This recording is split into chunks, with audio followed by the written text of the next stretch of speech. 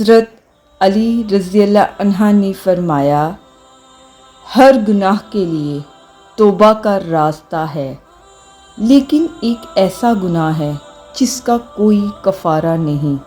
زنا اگر اللہ چاہے تو معاف کر دیتا ہے، جھوٹ توبہ کر لو مغفرت ممکن ہے، دھوکہ انسان معاف نہ کرے لیکن اللہ دل کی سچائی دیکھ لیتا ہے۔ مگر ایک گناہ ایسا ہے جو ہم سب کرتے ہیں، روز کرتے ہیں۔ سب سے افسوس کی بات، ہمیں اس کا احساس نہیں ہوتا۔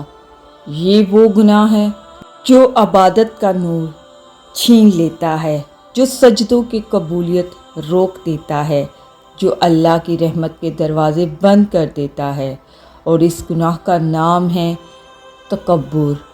حضرت علی رضی اللہ عنہ نے فرمایا کہ جس دل میں تکبر ہوتا ہے اس میں اللہ کی رحمت نہیں اترتی۔